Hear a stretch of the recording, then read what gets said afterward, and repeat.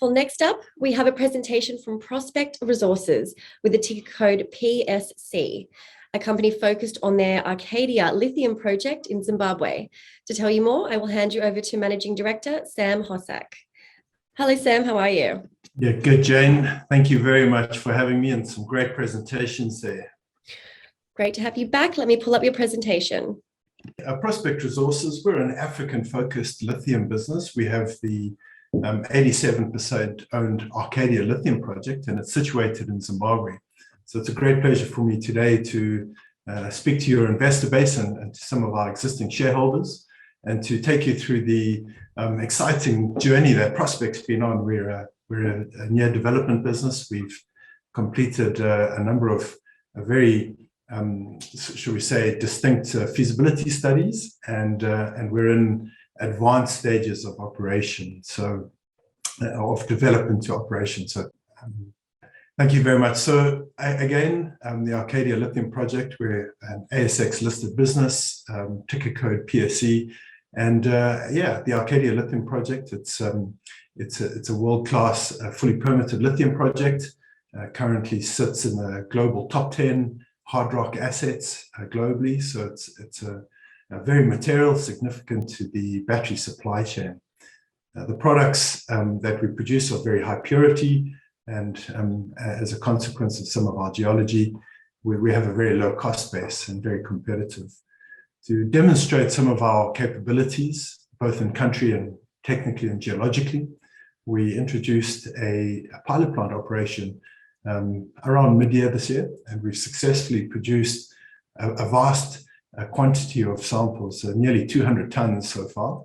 And this is a technical grade product that goes to European and Asian customers. So it is a lithium product. It's a very high value product, and it's very similar in its demands to spodumene, except that it is not in the battery sector. So it's got a little bit of a market differentiation. We are exposed to a much broader customer base, and our spodumene and our petalite is extremely high value. So we're completing a feasibility on that in the coming weeks. Pretty exciting, pretty demanding on the team, but yeah, we're looking forward to getting those outcomes into the market. And the key opportunity for Prospect is to further the partnership process, which is a process we've been running with our advisors at Zir Capital to fully fund the Arcadia Lithium Project. So our project is situated just due east of the capital city of Harare in Zimbabwe. It's a very well situated, very pleasing from an infrastructure perspective. We've got a power line just 10 kilometers to the north of us, roads to the south, a vast access to human resources. And so from a locality perspective, very fortuitous, just a short drive every day for our staff and team.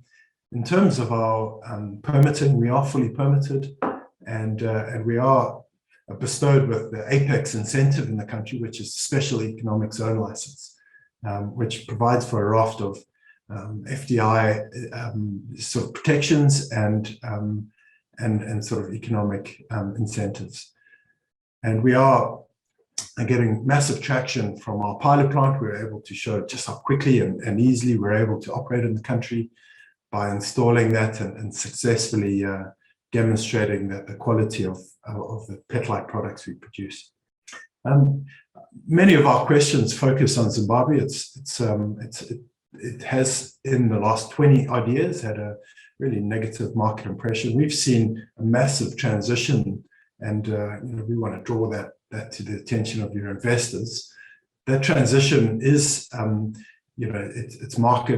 There's been political transformation. There's been economic recovery, and Zimbabwe is predominantly on the rise across all the multi-sectoral indices and points of measurement. So we feel that Zimbabwe is really a great investment destination. There's over 100 years of mining experience, very mature mining code, and the government of Zimbabwe are trying to grow the economy. They're trying to become a middle-income economy by 2030, and that's really anchored on the successes of mining growing by more than 100%. So we are, as a project, critical to the mining sector.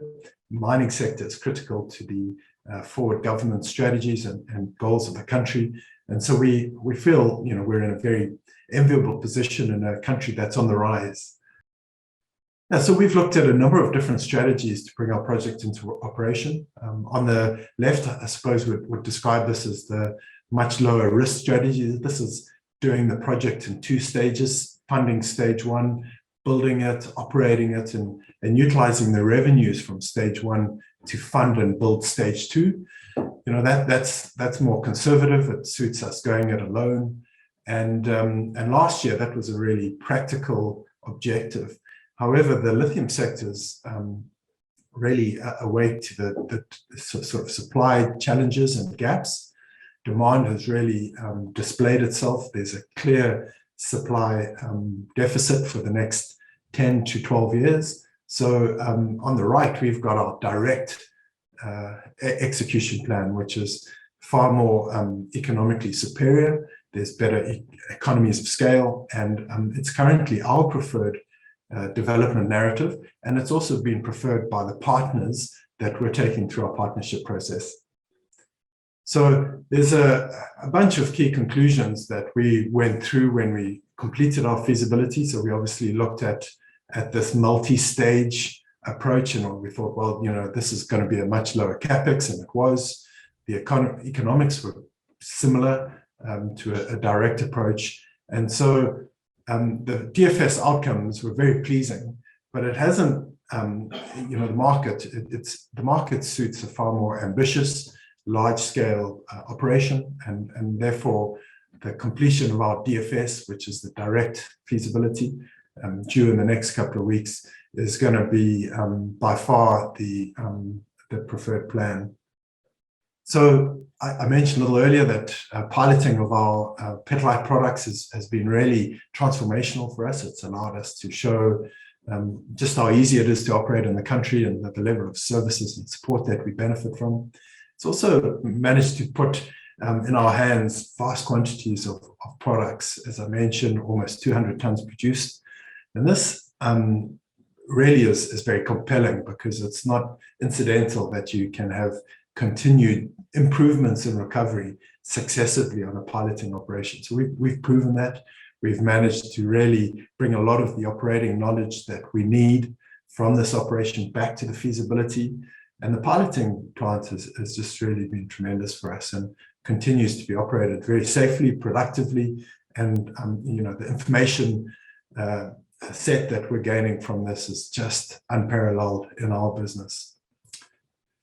So I think the key stages for the OFS, or the key outcome for the Staged OFS, 20-year life of mine, a cash operating cost base, or all-in sustaining costs, $386 per ton.